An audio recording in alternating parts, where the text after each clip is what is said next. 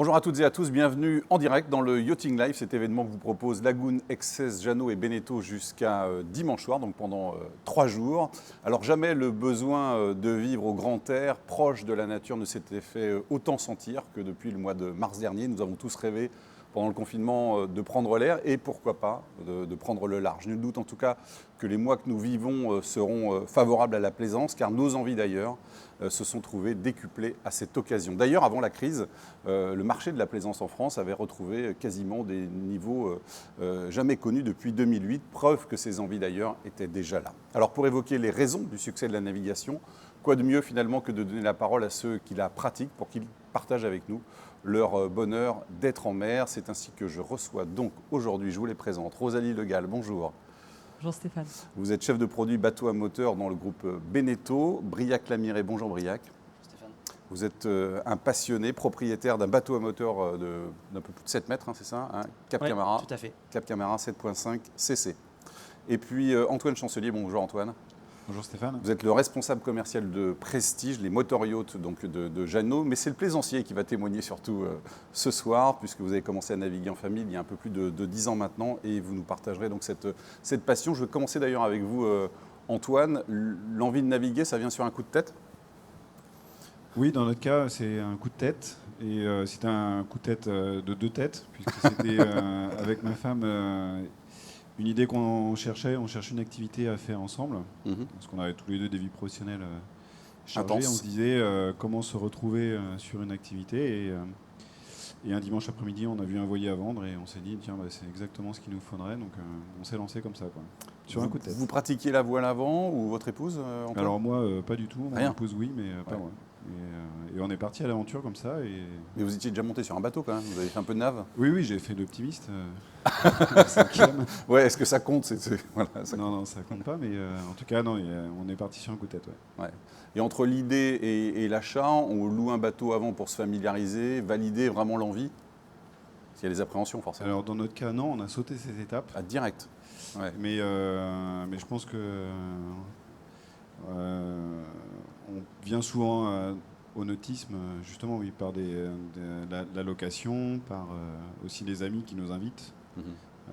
Je pense que, je sais pas, Briac, comment ça s'est passé pour toi au début, mais en tout cas, on a toujours un environnement qui nous accueille pour venir découvrir. Ouais, vous, Briac, c'est histoire familiale finalement. Ouais, c'est vrai que moi c'est plus familial parce que habitant à Brest étant plus jeune, on a eu un bateau familial, donc Ouais. c'est par là que effectivement j'ai mis les pieds sur un bateau. Et puis voilà, on découvre pas mal de choses. Et puis après, un peu de voile, un peu de moteur, un peu de pêche, on découvre.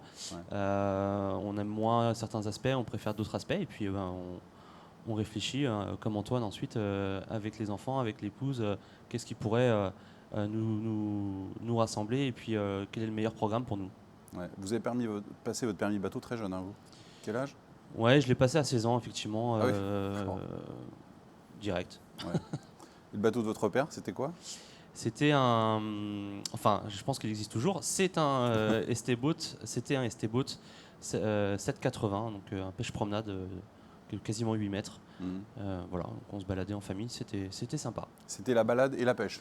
C'était la balade et un peu de Ouais. pêche, ouais. Et vous, c'était plutôt la voile tout de suite, Antoine ? Vous êtes Alors pas oui, passé- c'était la voile tout de suite. Pourquoi, d'ailleurs ? Par rapport au thème de ce soir, l'envie d'ailleurs, dans notre imaginaire, c'était vraiment la liberté, puis le fait de pouvoir aller loin, en fait, sans limite. Il y avait vraiment cette envie-là. Hein. Et aussi, le bateau, c'était aussi le fait de se retrouver dans un endroit qui était comme un peu une île, où on vit des choses un peu en vase clos. C'est un îlot familial. Exactement, ouais, c'est un îlot familial. Chose quand on en discute avec les autres plaisanciers, je pense qu'on est un petit peu tous dans ce cas-là, quoi. C'est vraiment de se retrouver dans un environnement qui est très personnel et qui nous permet d'emmener. Alors il y a du confort aussi parce qu'on a des choses qui restent dans le bateau au fur et à mesure. Bien sûr. On n'a pas besoin d'emmener toujours tout dans nos valises. Et ça, ouais, c'est vraiment l'île personnelle, c'est vraiment la bonne image. La bonne image, Ouais. du plaisancier. Ouais. Vous voyez que vous avez touché à la voile un peu quand même. Ouais, à La Rochelle, c'est ça? Ouais, à La Rochelle, j'ai fait de l'habitable et donc c'est vrai que c'était un peu les deux que je connaissais Mhm. avant d'avoir mon bateau. Effectivement, je faisais les deux. Ouais. Je faisais du moteur familialement et de mon côté plutôt de la voile. Ouais. Donc votre premier bateau que vous achetez, c'est celui que vous voyez, dont vous nous parliez tout à l'heure, Antoine? L'annonce? Alors nous, c'est en se baladant sur les bords de l'Erdre à Nantes, Ouais. un dimanche après-midi, on s'est dit tiens pourquoi pas, il était bleu, il était beau, hop. Ah oui. C'est comme ça que ça marche. Ouais. Alors c'est comme ça que ça marche, je pense que C'est le coup de cœur. Ouais. Là c'était le coup de cœur, donc nous on est parti là-dessus et après on a... Il ressemblait à quoi votre bateau? Racontez-nous. Alors c'était un petit bateau de 7 mètres, un petit voilier de 7 mètres qu'on a acheté comme ça sur un coup de cœur, de particulier à particulier, hein, et qui était dématé, donc on a maté. On s'est rendu compte après qu'il ne passait pas sous le pont d'à côté, donc on a dû, Vous avez redématé? donc on a redématé, on est allé un peu plus loin, et puis ça s'est passé comme ça, et ayant peu d'expérience, en fait il y a beaucoup de gens qui passaient, qui nous disaient, et qui voyaient qu'on n'avait pas d'expérience, qui nous proposaient de l'aide. Ah ouais? Et qui nous aidaient à remater le bateau, à gréer les voiles, etc. Et qui, Il y a beaucoup de solidarité. Hein. Ouais, exactement, Ouais, vraiment bien spontané en fait. Et ce qui fait qu'on a rencontré des gens comme ça, qu'on a retrouvé aussi après. Mais vraiment, ouais, ça s'est passé comme ça. Alors je pense pas que ce soit caractéristique de tout le monde, mais en tout cas, nous dans notre cas, le message c'est que en fait, c'était possible. Quand on avait envie de ça, on l'a fait. En fait, il y a assez rapidement d'autres plaisanciers qui vous proposent de l'aide, qui nous ont donné des conseils. On a de la chance, la plaisance, c'est un monde où les gens aiment bien donner des conseils. Vous vous souvenez de votre première navigation? C'était où? Comment? C'était sur l'Erdre, un peu plus bas. C'était sur l'Erdre. Et après en mer? Et après en mer aussi, ouais. Alors après, vite, on nous a dit qu'il fallait quand même avoir un peu d'expérience et savoir... lire une carte, lire la météo, etc. Donc la première sortie en mer, vous partez sans aucune expérience? Non, pas la première sortie en mer. Première sortie en mer, il y avait quand même un coup de tête, mais on n'était pas non plus... on n'était pas fou, inconscient à se lancer dans les trucs. Donc on a quand même assez rapidement, on a des amis qui nous ont dit on va vous donner des cours, on va vous aider quand même à faire tout ça. Donc on s'est un petit peu formé, mais notre première sortie en mer seule, c'était juste pour faire la sortie de la Vilaine jusqu'au Croesti. Je peux vous promettre que pour nous c'était un Everest. C'est vrai? On a vraiment eu l'impression de partir, de faire le voyage de notre vie, parce qu'on partait à l'aventure totale. Et nous, et le Croesti, c'est à 20 km, hein, mais on avait l'impression d'aller dans un autre monde, d'aller ailleurs, vraiment de découvrir. Et au fur et à mesure des navigations, en fait, on va toujours un peu plus loin. On va toujours un peu plus loin, on découvre toujours un peu plus. Et puis il y a cette part d'inconnu qu'on se dit, on va découvrir.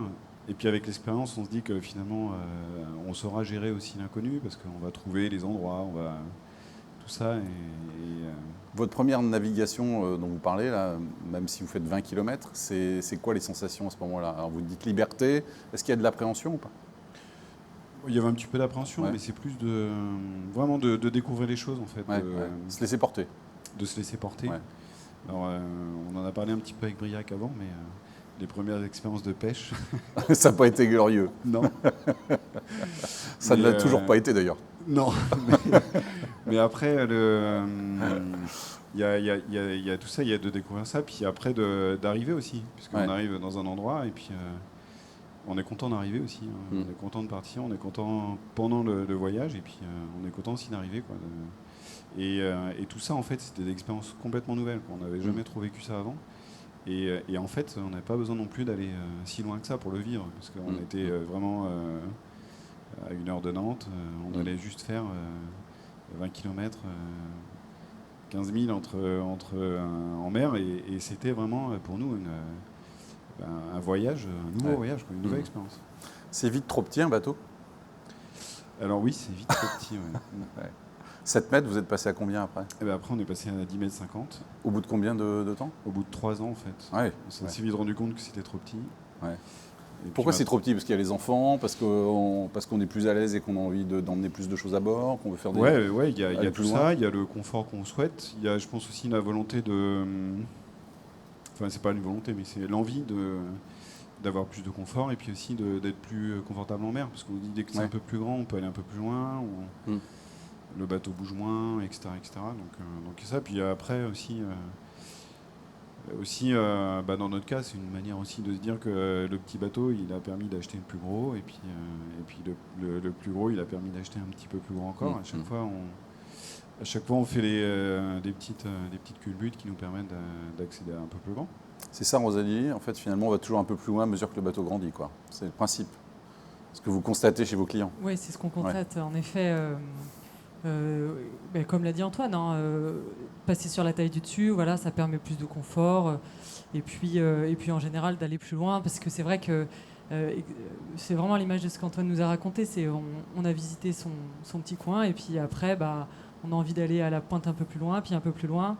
Et aller visiter le mouillage d'à côté. Et puis il y a un autre copain finalement qui habite sur l'île, enfin qui est passé sur l'île là-bas. Sauf qu'à un moment quand même, la taille du bateau, que ce soit un voilier ou un bateau à moteur, apporte aussi des limites en termes de distance. Sur un voilier, ça va être surtout pour le passage dans la mer, etc. Bateau à moteur aussi. Puis après, c'est aussi l'autonomie en carburant. Ouais. Donc le fait de passer sur la taille du dessus, ça élargit le programme de ce point de vue-là. Et puis...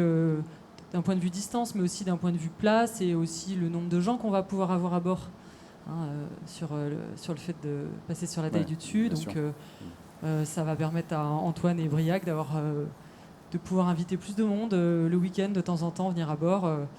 Donc c'est aussi une des choses que les gens recherchent sur la taille du dessus. Ce que nous a décrit Antoine, c'est un novice total, quoi. Pas d'expérience. Vous rencontrez ça chez les clients Ouais. C'est toujours sympa comme histoire à écouter. Toutes les histoires des clients sont sympas, ça c'est sûr, mais notamment sur les salons, parce que c'est quand même là où on rencontre le plus de clients. On a sur chaque salon des histoires comme ça d'achat spontané,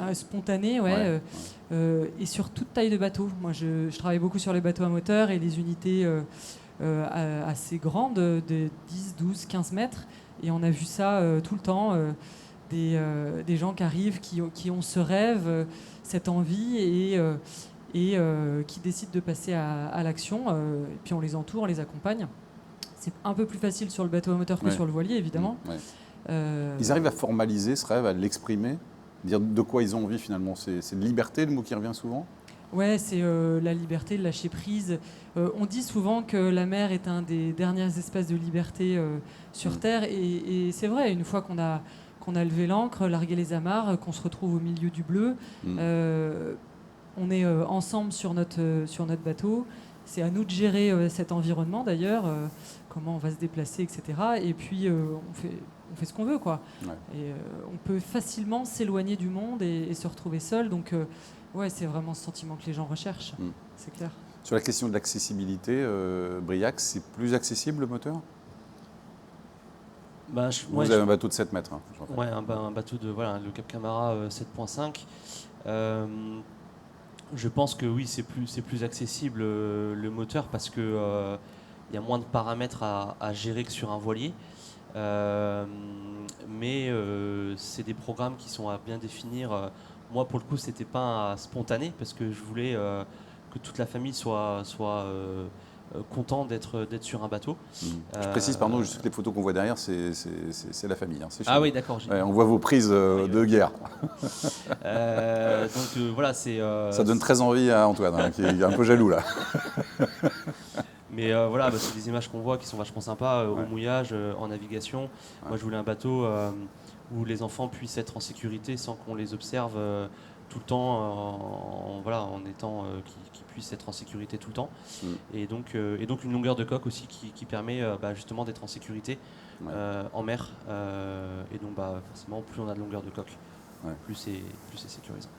Qu'est-ce qui fait Elles sont où les appréhensions, Rosalie, au départ des clients ? C'est le port, c'est la sortie, c'est quoi ? Oui, il y a bien évidemment le port, la sortie du port, la manœuvre de port, puisqu'on est dans un endroit où il faut gérer le vent, le courant, et puis surtout tous les obstacles qu'il y a autour, sachant qu'un bateau, ça glisse sur l'eau. Donc c'est un obstacle, mais ça l'est de moins en moins, parce que il y a des aides. Oui, il y a des aides. On a développé, avec l'aide des motoristes notamment, beaucoup de technologies qui permettent aujourd'hui de manœuvrer un bateau avec l'aide par exemple d'un joystick, donc vraiment du bout des doigts, d'une manière hyper intuitive. Et aujourd'hui, on en rigole, mais c'est vrai, un enfant pourrait manœuvrer un bateau de la taille de celui de Briac. Je ne sais pas si tu laisses tes enfants le faire, mais tu pourrais. Oui, ça arrive. Ouais. Ouais, voilà. C'est vraiment si facile que ça, Briac? Bah oui, de plus en plus. En plus, justement, avec les nouvelles motorisations, où ça suit un peu l'automobile. On a des... enfin, je sais pas si ça suit l'automobile, mais en tout cas, les motoristes donnent une accessibilité aux manettes des gaz qui sont très simples, très souples. Et donc, c'est presque méfiant par rapport aux enfants parce que c'est d'une telle facilité à accélérer ou à voilà, faire attention. Ouais, et puis sur les plus gros bateaux, on a des technologies pour visualiser bien tout ce qui se passe autour, des choses qui arrivent avec des alarmes, et puis bientôt, comme tu disais, comme dans l'automobile, des choses, des assistants qui vont nous permettre de le faire de manière automatique. Donc, certes, la manœuvre de port était un frein, mais elle l'est de moins en moins et permet aujourd'hui à des gens qui avaient peur d'aller sur un bateau plus grand pour cette raison-là, de ne plus avoir peur et ouvre vraiment la voie à une offre plus large pour tous les plaisanciers. C'est-à-dire que c'est les techniques des très gros bateaux que vous avez déclinées sur des plus petites embarcations? Ouais. Ça c'est courant une technologie existe sur une plus grosse unité et est prouvée dessus. Et puis ensuite, on voit que ça fonctionne et on travaille avec les fournisseurs en question pour réussir à l'industrialiser sur des plus petites unités pour les rendre abordables, en fait, parce que c'est ça le problème. C'est que pour qu'elles existent sur des plus petits bateaux, il faut qu'elles soient aussi financièrement plus abordables et aussi, pour nous, faciles à produire, etc. Et ça, c'est aussi une des forces du groupe Beneteau, c'est d'avoir un éventail, un portefeuille de bateaux si large et des quantités de production importantes qui permettent facilement de développer ces technologies qui sont un peu exclusives à la base, mais de les industrialiser sur des plus petits bateaux et les rendre donc accessibles à tous. Si vous nous regardez, vous êtes dans le Yachting Live, on parle aujourd'hui des envies d'ailleurs. Je vous rappelle que nous sommes en direct et que vous pouvez bien sûr poser vos questions à nos trois invités. On leur posera vos questions donc à la fin de cet échange. Antoine, quelle est l'importance de la notion de confort sur un bateau? C'est secondaire? Non, c'est assez important. On peut avoir envie de naviguer routes, comme on dit, quoi. Alors, oui, bien sûr, on peut avoir envie de naviguer routes. Néanmoins, je pense on cherche quand même à être bien sur le bateau. C'est important. Et après, le confort, il ne sait pas que d'être bien assis. Le confort, c'est d'avoir une prise 12 volts pour pouvoir brancher la glacière, c'est d'avoir ou de recharger son téléphone, oui, par exemple, ou les téléphones, etc. Donc ça, c'est important. Mais le confort, il est juste pour profiter du bateau, profiter du mouillage, profiter de Quand on dit le confort, c'est la place, non, d'abord? Oui, la place, le passage en mer, les rangements aussi. C'est vrai que les rangements, on a un peu jamais assez de rangements sur un bateau, donc c'est des choses qu'on recherche. Dans le choix de votre bateau, ça a été important. Vous parliez de vos enfants tout à l'heure. C'était pour eux principalement que vous souhaitiez cette notion de confort? Oui, vraiment, c'est le confort à bord qui est quand même, en famille en tout cas, qui est agréable. Que ça soit pragmatique aussi, qu'on ait, comme disait Antoine, des rangements, des choses pour eux, qui soient bien, des coussins, des endroits pour s'asseoir. Ça c'est important pour les enfants. Ouais. Il y a eu un énorme travail des concepteurs sur les espaces, Rosalie, ces dernières années. Voilier comme moteur d'ailleurs. Oui, tout à fait. Oui, parce qu'on veut la deuxième maison, quoi. Ouais, voilà. Briac et Antoine l'ont confirmé, le luxe, c'est le volume disponible à bord, vraiment, et quelle que soit la taille du bateau. Oui. Et quel que soit le budget, quelle que soit la taille, on sait que les plaisanciers sont en recherche de toujours plus, toujours mieux. Donc, ça a été le challenge de ces 10 dernières années, et ça continue, c'est repousser les limites du confort et de l'espace à bord, tout en restant dans des programmes de navigation différents en fonction des bateaux. Donc, en fonction de la typologie du programme de bateau, on va se focaliser sur certains points. Sur un bateau de voyage, on va utiliser la place disponible pour faire plus de rangements ou pour mettre plus des frigos plus grands, par exemple, pour stocker plus de choses. Et puis, par contre, sur des bateaux plus de navigation à la journée, où on va emmener ses copains, où on va faire de la baignade, du mouillage. Là, la place disponible, on va l'utiliser plus pour des assises confortables, des canapés, des bains de soleil. On va travailler sur la baignade, l'espace de la baignade, comment rendre ça fun et sécurisant. C'est vraiment ce travail qu'on fait tous les jours sur les bateaux, sur les futurs projets, qui est absolument passionnant. Briac, entre le programme que vous aviez imaginé au départ avant l'achat de votre bateau et finalement ce qu'est votre, non pas quotidien, mais en tout cas ce que sont vos sorties, il y a un gap ou pas? Non, pas vraiment. Justement, on voulait bien réfléchir à l'achat du bateau et quel modèle on allait prendre pour justement qu'on ne soit pas, on va dire, surpris sur l'utilisation qu'on en a. Ouais. Et donc c'est vraiment pêche et balade familiale à la journée. Et ça nous va très très bien avec et on va vraiment donc, finalement pas très très loin de là où on est, où est le bateau. Vous restez dans l'environnement de votre port. Exactement, quelques milles près, mais on a la chance d'avoir des côtes qui sont magnifiques et on n'a absolument pas tout exploré, que ce soit en pêche ou en balade. Ouais. Vous avez acheté une remorque ou pas pour aller un peu plus loin Alors effectivement, le gros avantage du bateau à moteur aussi, je trouve, c'est le pouvoir d'une part avoir cette sensation de liberté parce qu'on a déjà un bateau, ouais. Et en plus, de temps en temps, on peut changer de bassin de navigation, découvrir d'autres endroits qu'on mettrait peut-être beaucoup de temps à y aller à la voile. Ouais. Et ça, c'est génial. Et vous ne le tirez pas derrière la voiture, vous, Antoine? Non, moi, je ne tire pas derrière la voiture, mais Briac me racontait les vacances en Espagne avec le bateau. Ça fait quand même rêver. Hein, ça ressemblait à quoi vos vacances en Espagne? Allez, faites-nous quelques instantanés. C'est long en voiture. Mais surtout avec un bateau derrière, ouais, j'imagine. Mais c'est très sympa parce qu'on part du Finistère Nord, on arrive en Méditerranée, c'est complètement différent. Ouais. Que ce soit au niveau de la mer, on parlait du passage en mer, du clapot, voilà, c'est un paramètre qui est différent. Puis changement d'environnement, toujours à la journée. Donc, soyons honnêtes, en Méditerranée, on peut passer un peu plus de temps en maillot de bain que dans le Finistère Nord. Voilà, ouais, que dans le Finistère. C'est comme ça. Ouais. Donc c'est différent et c'est très sympa de pouvoir emmener son bateau sur lequel on passe de bons moments toute l'année et on en profite encore l'été sur d'autres destinations. Je propose qu'on retrouve un autre couple de plaisanciers passionnés. Ils sont propriétaires d'un bateau de la gamme Leader. On va les retrouver maintenant, ils sont en direct avec nous. Monsieur et Madame Musset, est-ce que vous êtes bien là? Bonjour à vous tous les deux.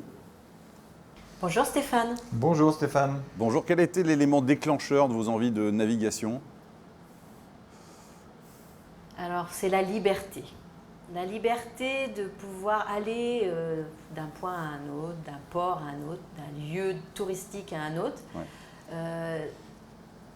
en se donnant aucune contrainte. Quand on a une résidence secondaire, on est figé dans un endroit, à la Baule, ou à l'île Dorée ou n'importe où. Et nous, on a le choix d'aller partout, en fonction de nos envies, bien sûr, de la météo.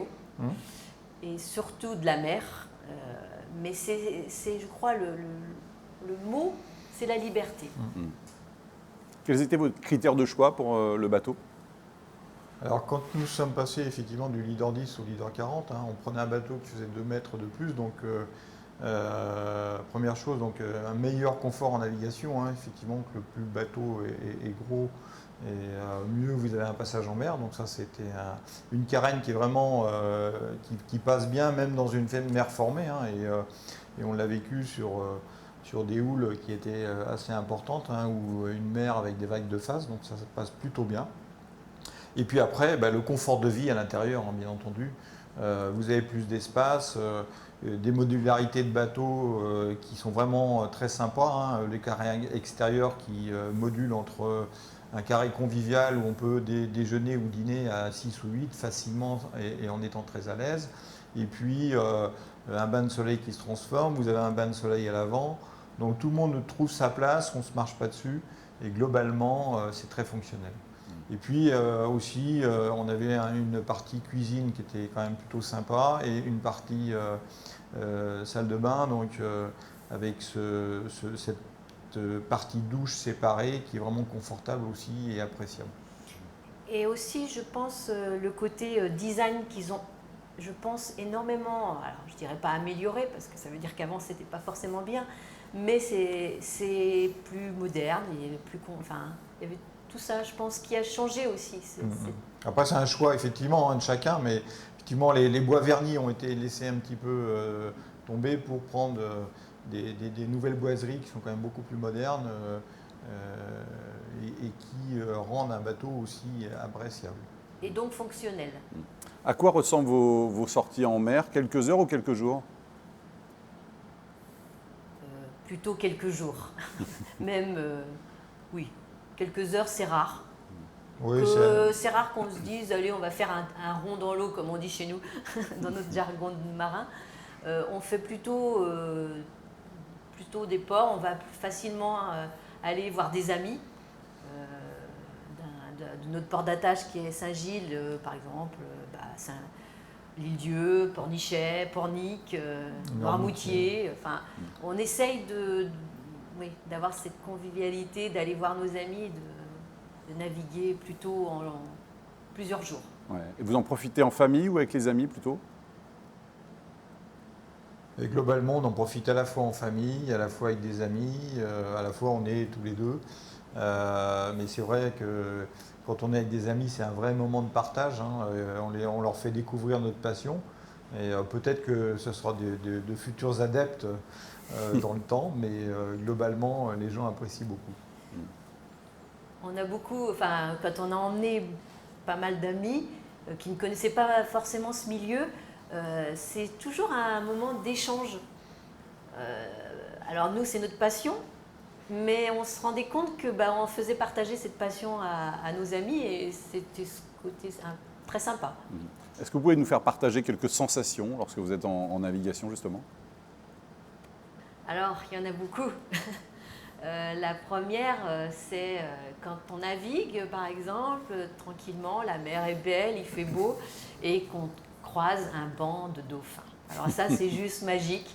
On s'arrête, on retrouve nos jeux d'enfants, on se regarde tous les deux et on tape, on joue à flipper de dauphins.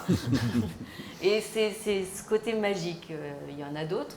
Oui, il y en a d'autres. Hein. J'ai en mémoire, par exemple, quand on était donc sur l'île de Ré cette année, on va souvent à Ars-en-Ré, qui est un petit port, comme je dis toujours, c'est un port dans les champs, donc Ars-en-Ré.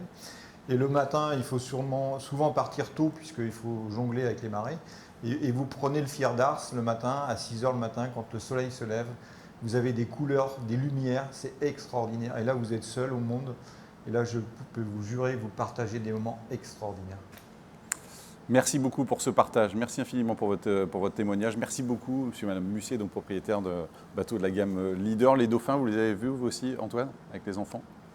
Ouais, les dauphins, oui. Alors, si je suis pas très bon pêcheur, comme je commentais avec Briac, non, les dauphins, ça, on en a vu. Et c'est juste magnifique. Hein. Ouais. On s'en lasse pas, quoi, du spectacle. Non, on s'en lasse pas. Et c'est vraiment, souvent qu'on en voit. Et cet été, on a traversé le golfe de Gascogne avec les enfants. Toutes les 4-5 heures, on avait des dauphins qui venaient jouer avec les traves du bateau. Je vous promets que tous les mâles de mer sont oubliés quand on voit les dauphins. Et c'est des images qui restent en tête. C'est génial. Quoi. Dauphins aussi, Briac?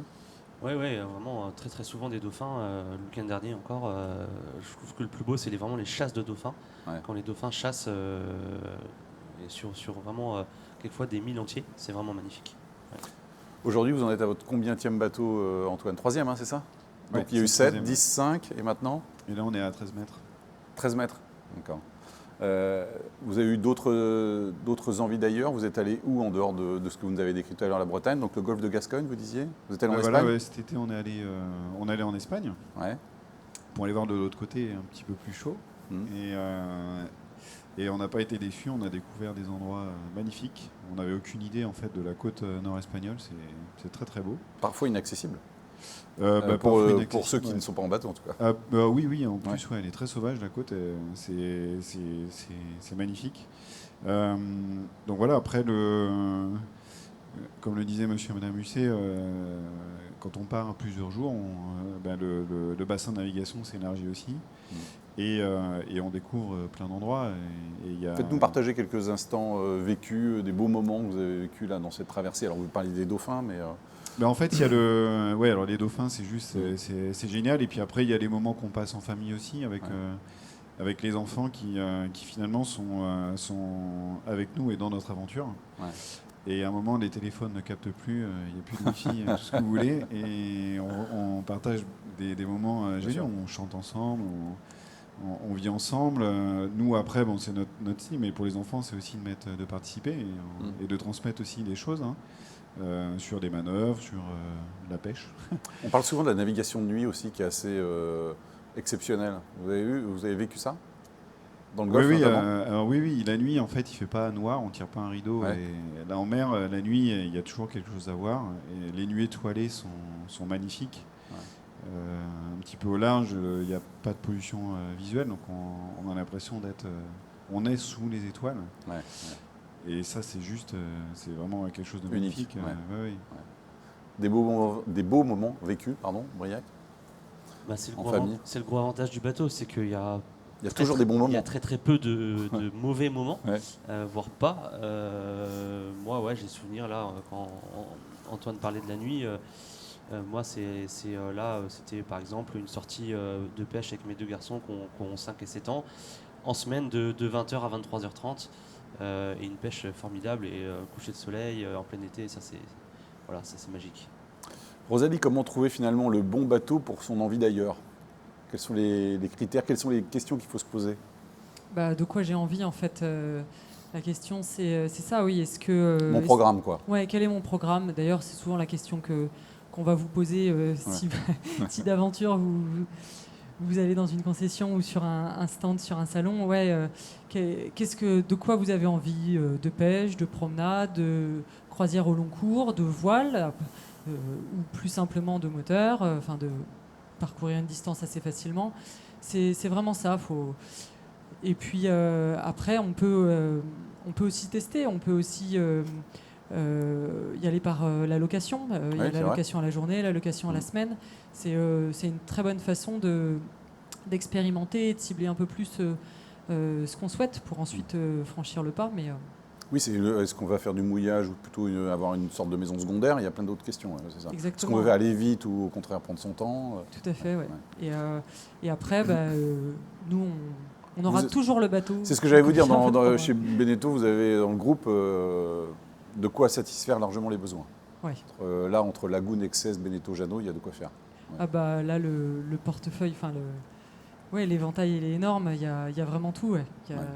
Donc là-dessus, on est assez confiant. Et d'ailleurs, on continue de travailler sur des bateaux, des projets encore différents pour élargir encore plus ça. Et aussi parce qu'on est à l'écoute des expériences, des besoins des plaisanciers. Et on essaye de comprendre et de voir vers quoi ça va s'orienter. Donc, on est vraiment dans cette optique de répondre aux besoins, de comprendre ce qu'ils veulent et puis d'élargir toujours le programme de navigation. Vous pensez que là, j'en parlais en introduction, les mois qu'on a vécu, les derniers mois qu'on a vécu, presque maintenant 1 an, ça va influencer sur la conception des bateaux ?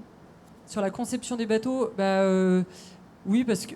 On va justement vouloir plus d'espace, parce qu'on va vouloir peut-être cette maison secondaire dont on parlait tout à l'heure un peu. Oui, tout à fait. En fait, je pense que ça va aussi attirer peut-être encore plus de monde vers la mer. Un nouveau public. Il suffit de vous écouter. On parle depuis tout à l'heure que de nature et de liberté. C'est quand même des choses qui nous font plutôt rêver en ce moment. De convivialité aussi. Et ça, c'est possible. Ce sera, on pense, toujours possible. Oui, en fait, ce qu'on vit, ça nous pousse pour aller vers ça et toujours améliorer ce qu'on fait sur les bateaux. Ouais. On va prendre quelques questions parce que je crois qu'on a eu 2 ou 3 questions qui nous sont parvenues, puisque vous pouvez nous poser des questions évidemment. Question d'Alain de Brest. Que conseillez-vous pour me former aux manœuvres de port ? Alors on en a parlé un peu tout à l'heure, mais on peut s'y former ? Rosalie, Antoine, Briac ? Alors, oui, il y a dans les technologies disponibles sur certains bateaux, on peut donc avoir accès à ces joysticks de manœuvre. Après, mais on est formé, excusez-moi Rosalie, quand on achète le bateau, le concessionnaire évidemment vous explique comment ça fonctionne. Oui, il y a une partie, au moment de la livraison du bateau, il y a toujours une mise en main qui est donc, on fait le tour du bateau, on vous explique comment il fonctionne et puis on fait une petite sortie en mer. D'accord. Et donc notamment l'explication de la manœuvre et les quelques trucs et astuces pour que ça se passe bien parce qu'au final maintenant c'est vraiment plus très compliqué, il faut du calme, de la concentration, de l'anticipation et tout se passe super bien. Antoine, on peut se faire accompagner quand on débute comme vous par exemple, alors vous avez des amis qui vous ont mis le pied à l'étrier ensuite, mais on peut se faire coacher par exemple, je sais pas, pour prendre en main son bateau? Oui, il y a une offre qui est pléthorique. Hein. On peut avoir accès à plein de choses et surtout l'information est disponible. Moi, j'ai un de mes collègues, Jean-Luc Paya, qui m'avait donné beaucoup de conseils sur les cours. Et donc, j'avais pris des cours à La Rochelle pour apprendre. L'idée, c'était plutôt d'apprendre à gérer le vent, la force du vent, etc., adapter le bateau dans ces cas-là. Et après aussi, en ligne, aujourd'hui, il y a énormément d'informations. Ouais. La météo, elle est accessible avec des prévisions à long terme, de manière assez facile en fait. On a tous des applications et aujourd'hui, on peut naviguer avec un téléphone portable. On a beaucoup d'informations.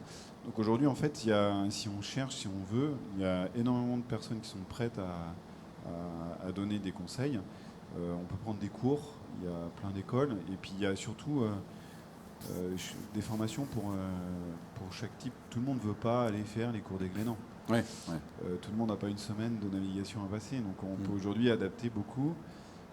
Et puis après, ce que disait Rosalie, c'est que les concessionnaires, ils sont toujours de bons conseils parce qu'ils connaissent aussi dans les ports les personnes qui savent, qui vont donner le bon conseil. Mais alors, je ne sais pas si toi, Briac, tu avais pris des cours ou des... Comment vous avez pris en main votre bateau, votre Cap Camarin?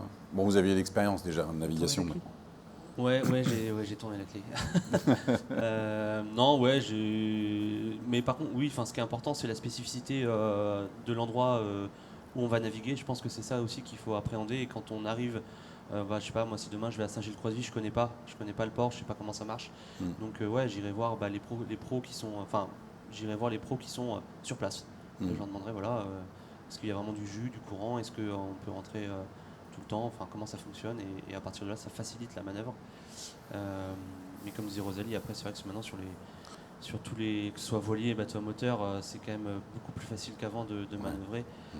Joystick, aide au niveau des caméras, des GPS, propulseur d'étrave, il y a beaucoup de choses qui permettent de rentrer tranquillement dans sa place de port.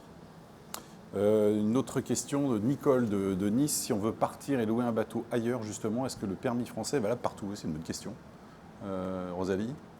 Alors, quasiment, oui. En tout cas, quand on passe par des sociétés de location, le nécessaire est fait pour que ça fonctionne. Après, il y a peut-être quelques petites exceptions. Antoine ou Briac? Moi, j'ai une expérience. Alors, quand je suis allé en Espagne, je sais pas. Non. Non, c'était pour la pêche, je crois. Ouais, effectivement, en Floride, quand vous louez un bateau, c'est surtout le permis de pêche qui est important que vous payez. D'accord. Voilà. D'accord. Ils ne vous demandent pas vraiment votre permis bateau. Et en Espagne, on vous a demandé votre permis bateau? Bah non, parce que Non, en fait, c'était comme votre j'étais en bateau. mouillage forain, et donc non, je n'ai pas été contrôlé non plus, donc je n'ai pas vérifié. Ouais, d'accord. Mais il peut y avoir des pays où le permis bateau français n'est pas valable. Oui, il peut y avoir des pays qui demandent un petit peu plus que le bateau français, mais en général, les formalités sont faites dans les ports directement, et c'est assez rapide. Et après, si on parle des européennes, un titre de navigation est valable partout normalement en Europe. Ouais. Plus de questions, pas d'autres questions de votre part, très bien. Question encore pour l'un et l'autre. Est-ce que l'envie d'ailleurs, finalement, je m'adresse peut-être d'ailleurs à Antoine, c'est forcément loin, ou est-ce que ça peut être à 10 km au mouillage? Complètement. Hein. Franchement, je pense que dans nos expériences, c'est surtout de partir en fait. L'envie d'ailleurs. Et puis, moi, j'ai redécouvert que l'ailleurs, il y a des endroits qu'on ne connaît pas. L'ailleurs est à côté. Hein. Ouais, il y a des endroits qu'on ne connaît pas. Et ça, c'est ça qui est génial, parce que le temps est compté. Et donc on n'est pas obligé de prendre une année sabbatique pour aller découvrir des endroits qui sont finalement proches. et de découvrir ça en convivialité, comme le résumait Rosalie. C'est vrai qu'aujourd'hui, on veut de la convivialité, on en a en bateau. On veut de la tranquillité, on en a, et on veut de la nature, et on en a. Quoi. Ouais. Et ça, mais je pense que l'expérience de Briac est aussi très proche de ça. Hein. Oui, l'ailleurs, c'est à côté. Ah, mais ça. d'ailleurs, c'est vraiment. C'est à partir du moment où on est sur le bateau déjà. Oui, pour moi, c'est l'île de Bas. Enfin, c'est le paradis. Il fait super. Tout est joli. On va pique-niquer. On rentre. On a passé une journée, mais on a l'impression qu'on a passé 3 jours et on décompresse. Donc, c'est à côté. Ouais. Une dernière question, votre autoportrait de plaisancier aujourd'hui, vous considérez comment? Heureux, épanoui Antoine, par rapport à finalement ce qu'était votre motivation de départ il y a 10 ans, c'est-à-dire de se retrouver, partager des choses avec votre épouse, construire cet îlot aussi dont vous parliez?